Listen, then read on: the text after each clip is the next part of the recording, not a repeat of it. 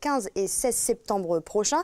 Un comité de sélection composé d'élus mais également de membres spécialisés dans la création artistique choisira parmi tous les dossiers reçus. Il y aura 10 candidats qui réaliseront leur projet.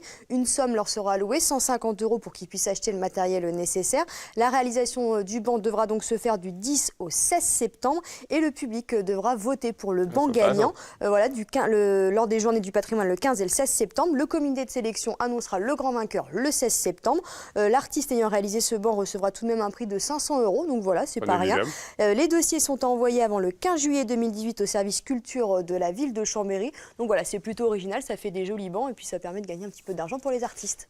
Et un petit peu d'histoire du côté de Crangevrier. Avec les forges de Crangevrier, photos, souvenirs, documents d'archives, ça intéresse bien l'association autour des forges qui lance en fait un appel à témoins auprès des anciens salariés pour partager leurs souvenirs dans le cadre d'un projet de mémoire autour du site industriel emblématique du bassin annécien. Les forges, on le rappelle, sont toujours en activité. Ça a été repris en scope par les salariés. Elle a 200 ans. Elles ont produit des ateliers, des articles de cuisine, de ménage, des fourneaux, des casseroles.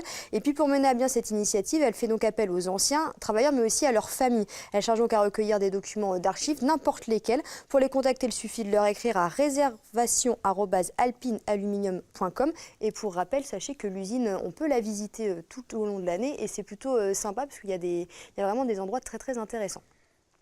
Seb, on parle de recrutement au Club Med. Une bonne nouvelle pour l'emploi et pour l'économie locale puisque le Club Med des Arcs, qui ouvrira en décembre 2018, va recruter avec 380 postes à pourvoir. Sur ces 380 postes, une centaine sera à pourvoir dès cet été. Donc voilà, c'est pour les personnes intéressées. Le Club Med en plein essor puisque d'ici 2021, le groupe de centres de vacances a prévu d'ouvrir pas moins de 17 resorts dans tout le monde. Preuve de la bonne santé financière du Club Med. Des GO, des gentils organisateurs et des GE, gentils employés, seront donc recrutés pour animer le futur club savoyard, notamment dans le domaine de la restauration. Pour les personnes intéressées, deux réunions d'information sont prévues, le 4 avril à Moutier et le 5 du côté des Arcs. Ça fait du bien à l'emploi. Et puis une frayeur du côté du Salève. Oui, on a frôlé la catastrophe ce jeudi du côté des Trembières, un rocher s'est décroché de la montagne. Il a dévalé la pente, il a même traversé une route et une voie ferrée. Heureusement, fort heureusement et presque miraculeusement, on peut dire aucun blessé n'est à déplorer. Le caillou, on voit l'image, d'un peu plus de 2 mètres de long, n'a pas causé de dégâts. Donc voilà, on va dire que tout est bien qui finit bien. Ouf. Ouf. Merci Pauline, on se voit tout à l'heure. Merci, ça va tout à l'heure. Allez, on passe à notre invité du jour.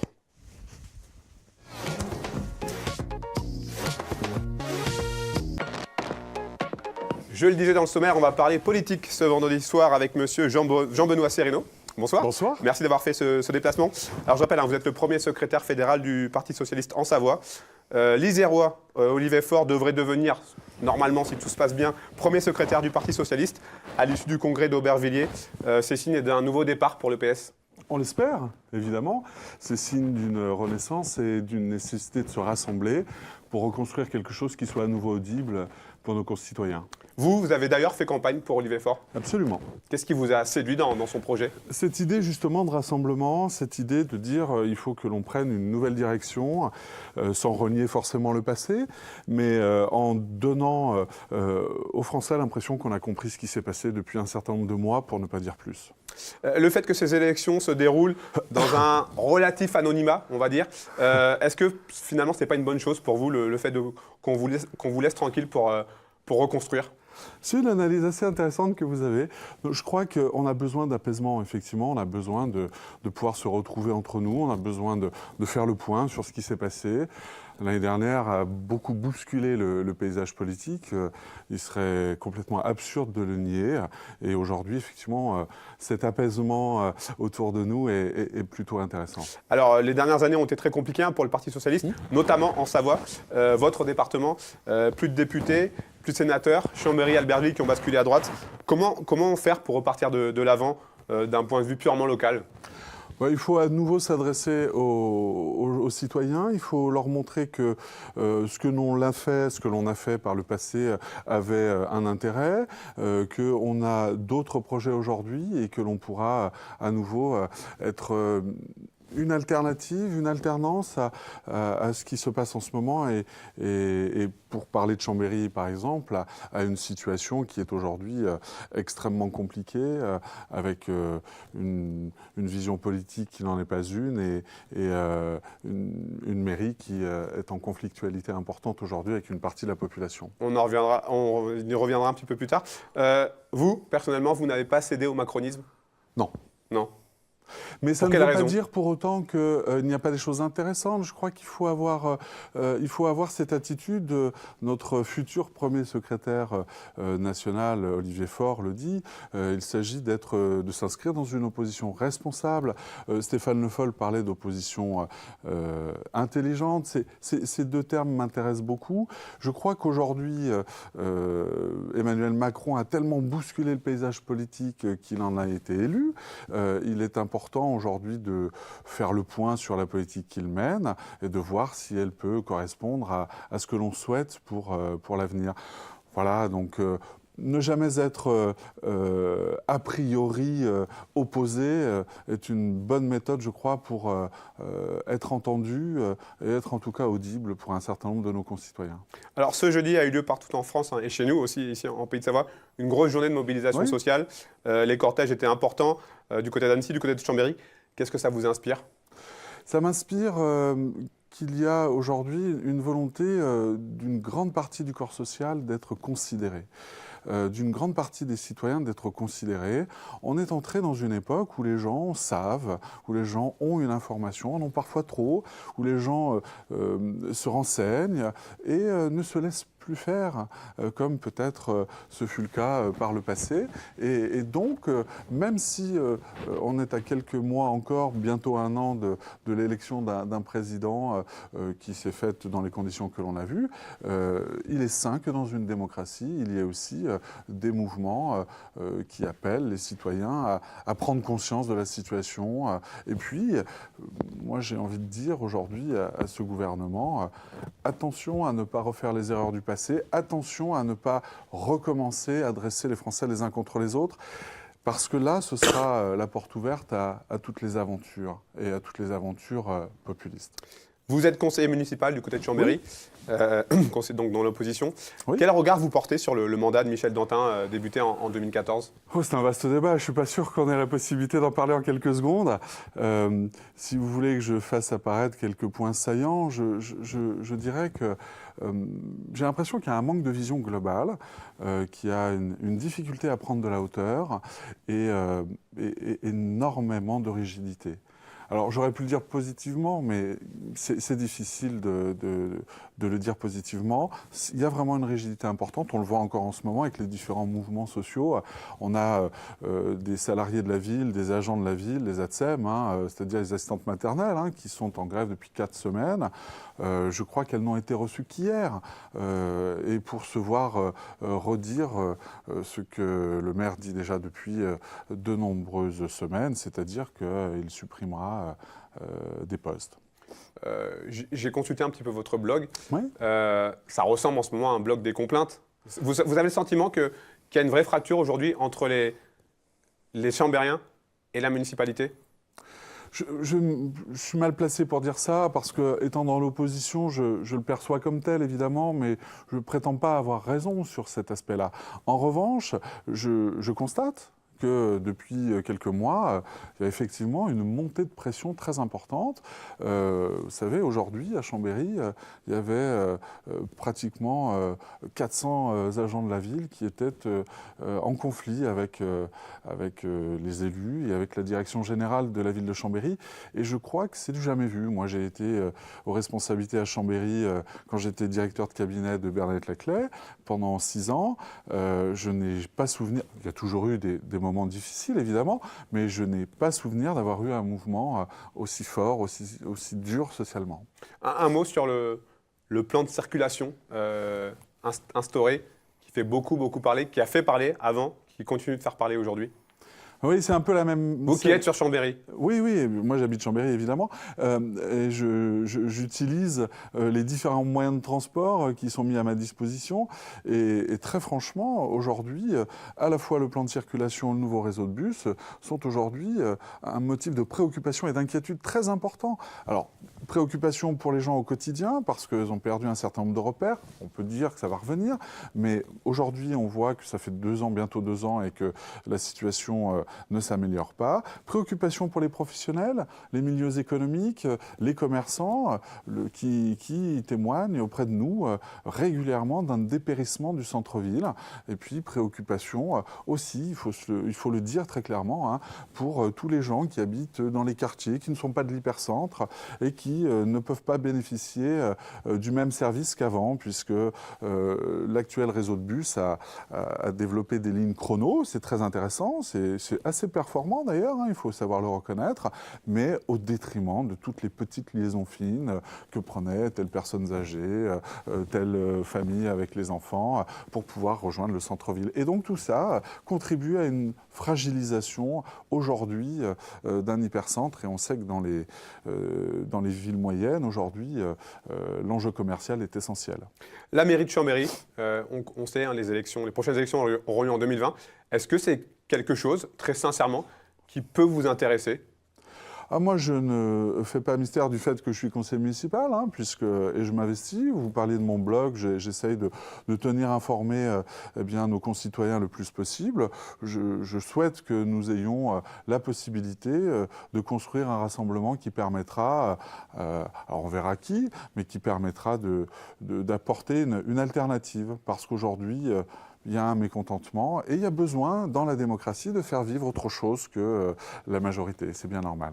Pour en revenir au Parti socialiste, vous êtes confiant pour les prochaines semaines, les prochains mois, pour le rebond du parti au plan national et au plan local ? Vous savez, il y a une vieille formule, hein, la confiance se gagne en litres, se gagne en gouttes et se perd en litres. La confiance se gagne en gouttes et se perd en litres. Je crois qu'on l'a perdue et il faut la reconstruire. Ça prendra du temps. Ça prendra beaucoup plus de temps que la perte de confiance. Merci beaucoup. Je vous en prie. À bientôt. Merci. Bon courage pour vos prochaines aventures. Au revoir. Allez, on passe au sport. On va parler sport avec les championnats de France de ski alpin qui se déroulent du côté de Châtel, aux Portes du Soleil. Et je suis en ligne avec 2 hommes qui m'attendent, Nicolas Rubin, maire de Châtel, et Michel Vion, le président de la Fédération française de sport. Messieurs, bonsoir.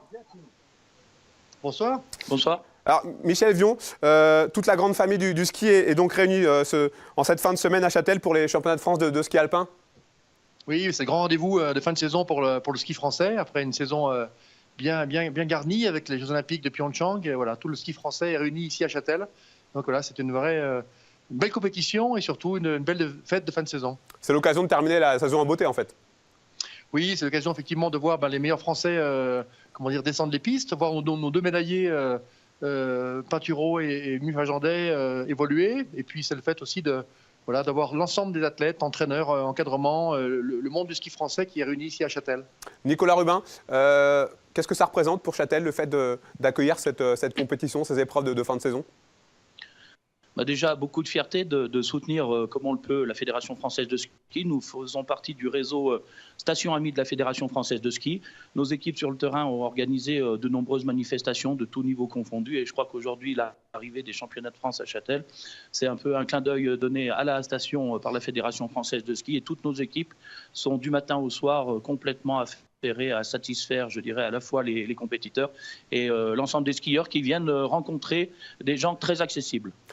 Quels sont un point sur les conditions d'enneigement prévues jusqu'à la fin de ces championnats de France ? Ouh là là, les conditions d'enneigement, on est tranquille très certainement jusqu'à fin juillet, mi-août. On compte beaucoup sur une météo très favorable, ce qui a commencé d'ailleurs avec les épreuves de vitesse. Aujourd'hui encore le Super G, le combiné et hier la descente qui se sont parfaitement déroulées. Et puis on a, comme l'a dit Michel Vion, l'ensemble de l'élite du ski français ici réunie. On fait briller les yeux des jeunes et des passionnés de ces skieurs et skieuses, hein, puisqu'il y aura toutes les épreuves, hommes et femmes confondus. Donc c'est de vrais moments d'échange ici en approchant la fin de saison et ça nous permet aussi de saluer les très bons résultats faits par la Fédération française de ski, ambassadrice exceptionnelle de la destination montagne. Michel, une dernière chose. La prochaine échéance pour la FFS que vous présidez, c'est le 17 mai prochain avec l'attribution des championnats du monde 2023. Voilà, plusieurs grosses échéances. Effectivement, le 17 mai, avec la candidature de Courchevel-Méribel pour les mondiaux 2023. C'est une grosse échéance, effectivement. Mais surtout, il y a entre-temps la mise en place un peu de la prochaine Olympiade. On est déjà en train de penser à comment on va s'organiser pour les 4 prochaines années. Et puis, tout début juin, le 1 et 2 juin, congrès de la fédération avec un congrès électif, avec les élections fédérales. Le président, bien sûr, sera à nouveau remis en jeu. Donc voilà, des échéances qui font que le printemps va être un peu agité. Mais encore une fois, on aime bien ça. Vous remettez votre mandat en jeu ? Oui, tout à fait. Je serai candidat pour un 3e mandat. Mais bien sûr qu'il y aura certainement de la concurrence, en tout cas je l'espère. Mais autrement, voilà, on aborde ces élections avec sérénité. Il y a des bons résultats, ça a été dit, mais cette fédération marche plutôt bien. Donc voilà, c'est l'occasion peut-être d'enfoncer le clou et de faire un 3e mandat qui serait... pas l'apothéose, mais voilà, renforcer encore cette belle image que nous donnons du ski français. Merci beaucoup, messieurs. Bonne chance, bon courage, bonne continuation pour la fin de ces championnats de France de ski alpin. Merci. Merci bien. J'accueille à présent, on reste dans le sport, j'accueille à présent un couple d'aventuriers, Christophe Lebrun et Frédéric Laurent. Alors, votre truc, c'est le marathon. On peut dire ça. Des marathons un petit peu partout sur la planète, sur les 5 continents et aux 2 pôles, pôle sud et pôle nord très récemment. Voilà, pour de bonnes raisons, on va dire. On s'est engagé dans cette histoire il y a quelques années. Vous avez chacun des histoires personnelles différentes, très marquantes. Qu'est-ce qui vous a lancé dans ce défi ? C'était déjà l'idée par rapport à nos problèmes, on va dire, de dos respectifs qui nous ont souvent, où nous a souvent été dit qu'il ne fallait pas qu'on fasse de sport, qu'il fallait surtout se préserver. Et on a eu tous les deux aussi cette envie de voir quelles sont les réelles limites de notre corps, celles qu'on se donnait qui étaient parfois un peu restrictives et celles qu'on nous donnait, et de voir les capacités d'adaptation de notre corps dans des conditions extrêmes. Et pour ça, on a choisi le marathon, qui est une distance quand même un peu exigeante en termes de course, et puis des conditions extrêmes en termes climatiques, pour voir que les limites qu'on se donne ne sont pas forcément nos vraies limites, et les limites qu'on nous donne ne sont pas forcément non plus les vraies limites. J'imagine que ça doit demander une préparation physique assez spécifique. Alors tout dépend des marathons, effectivement. On a eu à cœur ces derniers temps d'adapter nos préparations à chaque condition attendue, puisqu'on a souhaité courir dans des conditions très variées, comme le très chaud, le très froid, le très humide, le très haut. La dernière préparation était pour le pôle Nord, avec un entraînement dans des congélateurs Du géants. côté du glacier des Alpes ? Exactement, oui. On avait Merci à Emmanuel Jodin qui m'a glissé cette petite anecdote. Partenaire, voilà, tout à fait accueillant, je dirais, qui a mis à notre disposition ces entrepôts frigorifiques, ce qui nous a permis de nous entraîner et de simuler un petit peu les conditions polaires en courant dans du moins 25 jusqu'à moins 40 degrés à l'intérieur de ces entrepôts. Alors on l'a dit, donc 5 marathons sur 5 continents différents. Lequel a été le plus dur ? Le plus dur, ça a été en Indonésie. On est parti à Sumatra courir dans la jungle et on a dû affronter en conditions climatiques le chaud et humide, puisqu'on avait 95% d'humidité.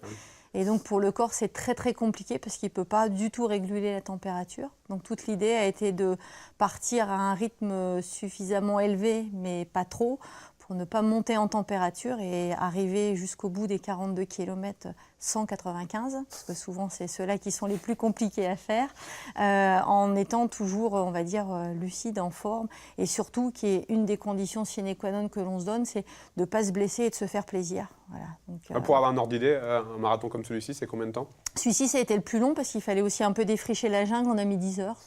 Alors que sur un marathon, on va dire, un peu plus traditionnel, on est sur du 3h30 à peu près. Voilà, donc, presque tripler le temps. Presque tripler le temps, oui. Sur quel continent vous avez pris le plus de plaisir à courir ? Je vais me prononcer pour le marathon en Océanie, à l'autre bout de la Terre, sur l'archipel du Vanuatu. C'était une très très belle île volcanique, avec des caractéristiques très rares, puisque cette île a 2 volcans qui ont un lac de lave à ciel ouvert. Il n'y a que 5 volcans comme ça sur la planète. Et donc, voilà, on était sur une île perdue au bout du monde, dans des conditions assez extrêmes, avec énormément de dioxyde de soufre. C'est un marathon qu'on a couru avec des masques à gaz. Pour pouvoir franchir ces passages délicats, mais c'était surtout un endroit de toute beauté, totalement préservé et vraiment unique comme expérience. Alors vous avez ressorti de ces périples un film qui s'appelle Adaptogène, Oui, qui va bientôt sortir. On va regarder un petit montage de la bande-annonce. merci.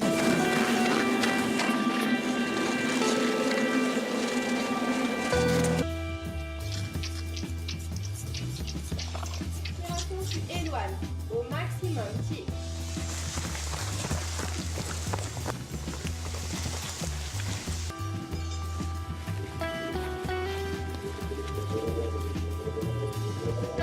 Une plante qui s'appelle le Ginkgo biloba qui aide à faire repousser les capillaires. Le bol d'air jacquier améliore l'oxygénation. Mon pensée, il l'avait appelé polémilito. Ça va au-delà de l'ostéopathie.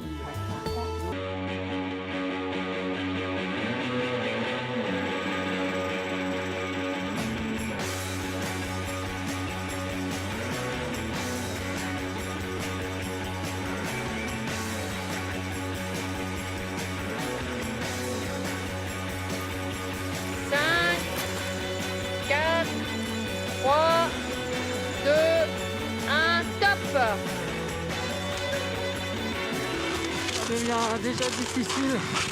Frédéric est devant.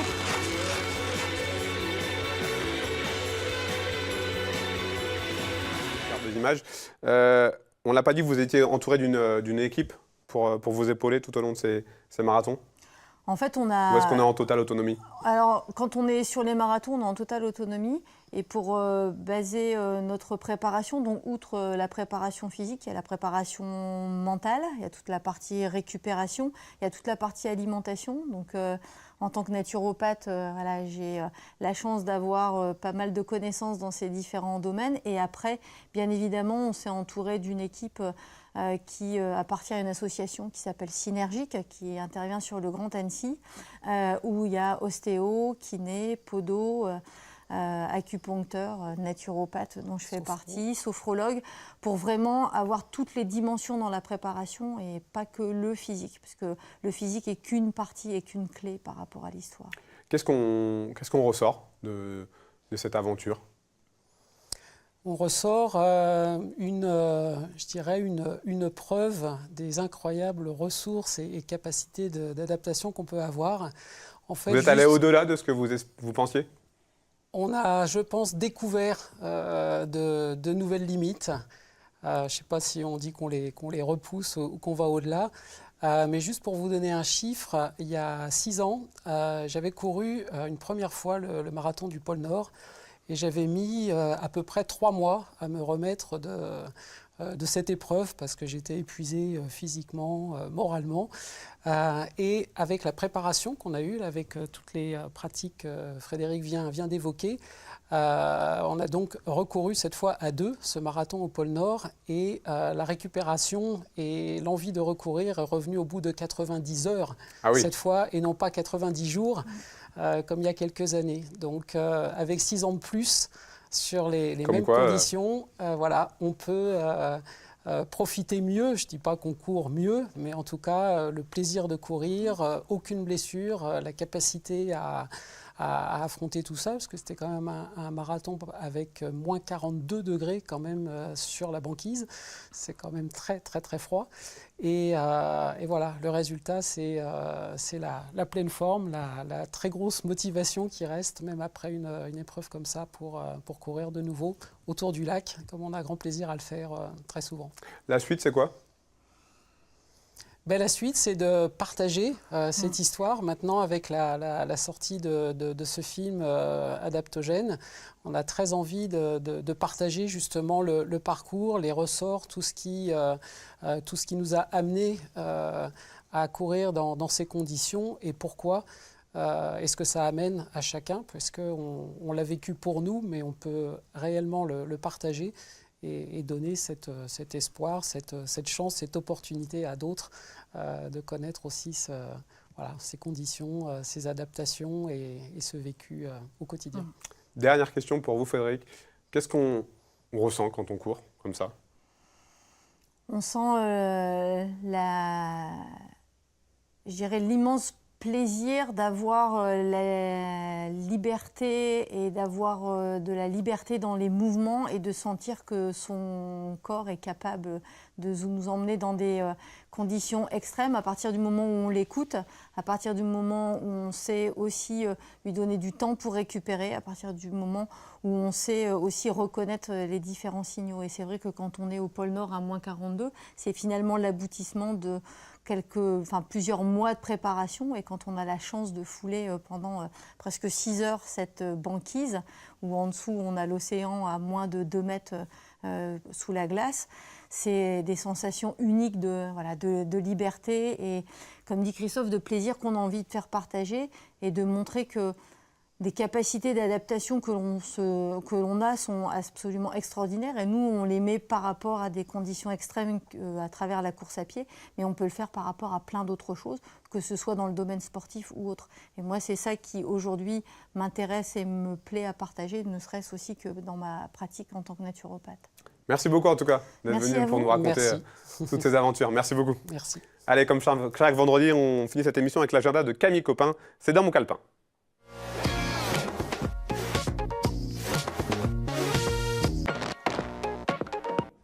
Salut Camille. Salut Seb. Alors, pas mal d'événements à voir pour ce week-end. On commence avec les 13e images hispano-américaines par le cinéma. Alors du coup, non. Non. En fait, on n'a pas de Skype, mais... Voilà, j'en toucherai peut-être un petit mot à la fin, parce qu'on se laisse le bénéfice du doute. On est en train d'essayer de joindre Luc Rodriguez. Donc on va passer au deuxième événement. On va passer direct au deuxième. Le festival Handicap du côté de Morzine et Morillon. Oui, donc de 14h30 à 17h, il y aura des animations sportives, des témoignages, de l'information pour sensibiliser aux dons de moelle osseuse et à l'accompagnement des personnes en situation de handicap. Tout ça, ça se passe donc sur la place de l'office de tourisme de Morzine. À 19h, on se déplace au domaine du Baron au lac de Montrion. Montrion ou Mourillon, je ne sais pas, Montrion, où il y aura un concert du groupe Tétralire et un repas buvette. Donc tous les profits de cette journée seront entièrement reversés à l'association La Sapodia, qui œuvre pour promouvoir et développer toute forme d'action favorisant l'accompagnement et l'insertion de toute personne en situation de handicap. Pour le repas concert, vous pouvez prendre vos places à l'office de tourisme de Morzine et c'est à 15 €. Direction Taninges pour les 13e semaines. Je te laisse continuer. Voilà, la 13e semaine pour les alternatives aux pesticides. Alors en fait, ça se passe dans toute la France. Moi, je me concentre un petit peu plus sur Taninges parce qu'il y a pas mal d'événements sur une journée. Donc du 20 au 30 mars, c'est la semaine pour les alternatives aux pesticides. C'est un événement qui est donc d'ampleur dans toute la France. Pour la Savoie et la Haute-Savoie, il y a des événements un petit peu partout, à Samoin, à Six-Fer à Cheval, Thoranglière ou encore à Albertville ou Gilly-sur-Isère. Donc en ce qui concerne Taninges, demain samedi 24 mars, il y aura 3 temps forts dans la journée. De 9h à 13h, un marché de producteurs bio au quai du Foron. De 14h à 15h30, il y aura un atelier de taille des arbres. Et à 20h30, au cinéma de Taninges sera diffusé Futur d'espoir, suivi d'un débat. Autre part, en Savoie et Haute-Savoie, vous pouvez retrouver des expositions, des projections débats, du théâtre d'improvisation également, et différentes collectes auprès de l'enseigne botanique qui récupère vos pesticides et propose des alternatives plus naturelles. Donc toutes les infos se trouvent sur le site semaine-sans-pesticides.fr qui est affiché sur l'affiche. Et voilà, toutes les infos sont faites par département, donc pour le coup, où que vous soyez en France, voilà, vous pouvez y participer. Glisse en cœur, événement incontournable, c'est ce week-end. Glisse en cœur, événement incontournable, voilà, qui se déroule au Grand Bornand et ce jusque dimanche. Je fais piqûre de rappel puisqu'ils étaient venus en parler en plateau mercredi dernier dans Accès Direct. Donc Glisse en cœur, c'est 24 heures de ski en relais non-stop et de concerts au profit d'une cause. Années 80 en plus. Voilà, tu m'ôtes les mots de la bouche. En 10 ans, Glisse en cœur s'est imposé comme l'événement caritatif quand même numéro 1 de la montagne française. En 2017, c'était 151 équipes présentes qui avaient réussi à récolter 311 000 € au profit de l'association ELA. Cette année, c'est au profit de l'association TFA qui œuvre pour que les familles appelées aidantes puissent avoir une vie meilleure et un petit peu de répit. puisque voilà, on le sait, s'occuper d'un proche dépendant, handicapé ou malade, c'est pas toujours facile, ni un choix pour les proches, la famille, les frères et sœurs, etc. Donc cette association permet de se sentir moins seul face à ce genre de situation et d'avoir parfois un peu de répit grâce à une personne formée qui peut prendre le relais quand c'est nécessaire. Vous pouvez encore créer votre équipe, rejoindre une équipe déjà en course ou tout simplement faire un don à l'association. Le départ de la course se fera à 14h demain et n'hésitez pas à y aller aussi pour l'ambiance des années 80 puisqu'il y aura Plastique Bertrand et Francky Vincent entre autres. Donc voilà. Et on aura aussi un live d'Emmanuel et de Fanette pour le départ, il me semble. Oui, c'est fort possible. Live Facebook. Voilà. On finit avec du trail. Alors on finit, il y a 2 événements. Donc on commence d'abord par la Rando by Night à la Plagne. C'est mercredi 28 mars. Oublié celle-là. Pas de souci. C'est la 3e édition de la Rando by Night qui est une montée chronométrée en ski de randonnée. Le départ sera donné à 18h30 à Plagne Centre au pied du stade de slalom Jean-Luc Crétier. Une fois au sommet, un buffet ravitaillera tous les coureurs et la remise des prix se fera dans le restaurant Le Croque-Neige. Pour les tarifs, l'inscription est à 10 €. Vous pouvez déjà vous préinscrire par email à info@laplagne.com jusqu'au 27 mars et vous pourrez également vous inscrire sur place. Le tarif sera juste majoré de 3 € supplémentaires pour l'inscription sur place. Et donc du trail. Et donc du trail avec la 2e édition du trail de la Mandalase à la Balme de Sillingy. Je prends un peu d'avance puisque cet événement aura lieu le dimanche 8 avril. Au choix, 2 distances, 13 km avec 500 mètres de dénivelé positif ou 22 km avec 900 mètres de dénivelé positif, ainsi que des courses enfants. Ce sera donc le dimanche 8 avril avec un départ à 9h au lac de la Balme. Pour le parcours, il est varié et ludique. On commence par un tour du lac, que tu connais, voilà, pour se familiariser un petit peu avec le public, être bien encouragé. Ensuite, on traverse le village. On a une montée dans la Mandalase. Par les pentes du Belvédère, on traverse les pistes forestières et pour finir, un dernier tour du lac pour assurer un peu le spectacle et puis finir comme il se faut, comme il se doit ou comme il faut. Pour les inscriptions, vous pouvez faire le procédé en ligne ou par courrier et toutes les infos sont à retrouver sur traildelamandalase.wixsite.com. Alors on n'aura pas, Monsieur Rodriguez, finalement par Skype. D'accord. Alors j'en touche juste un petit mot, c'est le début des 13e images hispano-américaines. J'avais prévu beaucoup de questions, du coup je n'ai pas à me noter grand-chose.